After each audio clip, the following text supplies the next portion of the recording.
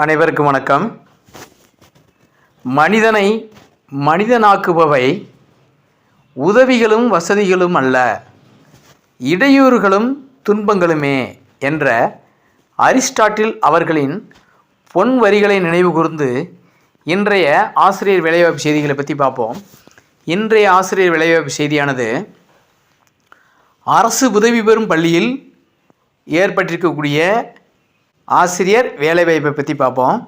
அதற்கு முன்னதாக இந்த வீடியோவுக்கு நீங்கள் புதியவராக இருந்தால் ஆசிரியர் சேனலை சப்ஸ்கிரைப் பண்ணிக்கோங்க. மேலும் கல்வி சார்ந்த தகவல்கள், அரசாணைகள் பற்றிய முழு விவரங்களை உடனுக்குடன் தெரிந்து கொள்வதற்கு asriyamala.com என்ற இணையதளத்தின் மூலமாக நீங்கள் தெரிஞ்சுக்கொள்ளலாம். இப்போ வாங்க வீடியோக்குள்ளே போவோம். அரசு உதவி பெறும் மேல்நிலைப் பள்ளியில் ஏற்பட்டிருக்கக்கூடிய ஆசிரியர் பணியிடங்கள் சார்பான இந்த நோட்டிஃபிகேஷனை பார்ப்போம். முதலாவதாக பாருங்கள், பட்டதாரி ஆசிரியர் தேவை. இது பட்டதாரி ஆசிரியர் என்பது பாடம் ஆங்கில பாடம். ஆங்கில பாடத்திற்கு பட்டதாரி ஆசிரியர் தேவை. ஆங்கில பாடத்துக்கு காலி பணியிடங்கள் மொத்தம் 2. இவர்களுக்குரிய கல்வி தகுதி பாருங்கள், பிஏ இங்கிலீஷ் வித் பிஎட் முடிச்சிருக்கணும். அதற்கூட நீங்கள் டெட் பேப்பர் 2ல் பாஸ் பண்ணியிருந்திருக்கணும். இதுதான் இந்த பாடத்துக்கு இந்த 2 பணியிடங்களுக்குரிய கல்வி தகுதி. அடுத்த பாருங்கள், இவர்களுக்குரிய இன சுழற்சி ஒரு பணியிடத்திற்கு பிசி பிற்பட்ட வகுப்பு, இன்னொரு பணியிடத்திற்கு மிகவும் பிற்பட்ட வகுப்பு, அதாவது எம்பிசி காலி பணியிடம். ஒன்று பிற்படுத்த வகுப்பினர், இன்னொன்று மிகவும் பிற்பட்ட வகுப்பினருக்கான இன சுழற்சி. இந்த இன சுழற்சியை பயன்படுத்தி நீங்கள் இந்த 2 விதமான கேட்டகரிக்குள்ளே நீங்கள் வந்தீங்கன்னா இந்த 2 பணியிடங்களுக்கும் நீங்கள் அப்ளை பண்ணலாம். அதே மாதிரி இவர்களுக்குரிய சம்பளம் அரசு விதிகளின்படி வழங்கப்படும் அப்படின்னு சொல்லிட்டாங்க.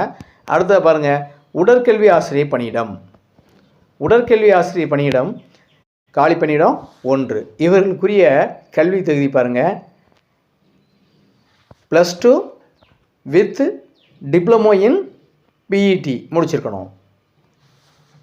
பிஇடியில் நீங்கள் டிப்ளமோ முடிச்சிருந்தாலே போதுமானது, இதுக்கு நீ எலிஜிபிள் அப்படின்னு சொல்லி கொடுத்துட்டாங்க. அதே மாதிரி பார்த்தீங்கன்னா இந்த பணியிடத்திற்கு உரிய இன சுழற்சி ஜிடி, அதாவது ஓசி ஓப்பன் காம்படிஷன் இன சுழற்சி அனைவரும் விண்ணப்பிக்கலாம். ஆண்கள் பெண்கள் எல்லா கேட்டகரியினரும் இந்த பணியிடத்திற்கு நீங்கள் விண்ணப்பிக்கலாம். அதே மாதிரி பாருங்கள், இவர்களுக்குரிய ஊதிய விகிதம் அரசு விதிமுறைகளின்படி வழங்கப்படும் சொல்லிட்டாங்க. அடுத்ததாக இந்த பணியிடங்களுக்குரிய விண்ணப்பங்கள், சுய விவரங்கள் அடங்கிய விண்ணப்பம். அதில் உங்கள் வலது பக்க மூலையில் உங்களுடைய பாஸ்போர்ட் சைஸ் ஃபோட்டோ நீங்கள் ஒட்டியிருக்கணும். ஒட்டி நீங்கள் இந்த டீட்டெயில்ஸ் எல்லாம் ஃபில் பண்ணி நீங்கள் ஒரு ஃபார்ம் தயார் பண்ணிக்கோங்க. அது கூட சேர்ந்து நீங்கள் அனைத்து விதமான சர்டிஃபிகேட் நகல்களும் நீங்கள் இதில் இணைச்சிக்கிறணும். அதாவது எம்ப்ளாய்மெண்ட்டு அட்டையிலிருந்து நீங்கள் எல்லாத்தையுமே இணைச்சிக்கிறணும்.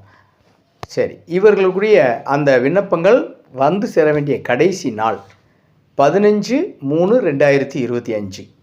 15/3/2025க்குள்ளே இங்கே வந்து சேரணும். அடுத்ததாக பாருங்கள், இவர்கள் அனுப்ப வேண்டிய முகவரி, விண்ணப்பங்களை அனுப்ப வேண்டிய முகவரி தாளாளர், தேசிய அரசு உதவி பெறும் மேல்நிலைப்பள்ளி, மன்னார்குடி 614001, திருவாரூர் மாவட்டம். இந்த முகவரிக்கு நீங்கள் அனுப்பிக்கிறலாம். அடுத்ததாக பார்த்தீங்கன்னா, கடந்த வீடியோவில் நம்ம சப்ஸ்கிரைபர் ஒருத்தர் பேசியிருந்தார், இதுக்கு பணம் அதிகமாக கேட்குறாங்க, இந்த பணத்துக்கு பதிலாக நாம் இந்த பணத்தை பேங்கில் டெபாசிட் பண்ணிவிட்டு நம்ம இதுக்கு பேங்கில் வட்டியை வாங்கி நம்ம சாப்பிட்டுக்கலாம் அப்படின்னு சொல்லி ஒரு நண்பர் கொடுத்துருந்தாரு. இன்னொரு நண்பர் கொடுத்துருந்தாரு, தகுதியும் திறமையும் இல்லை,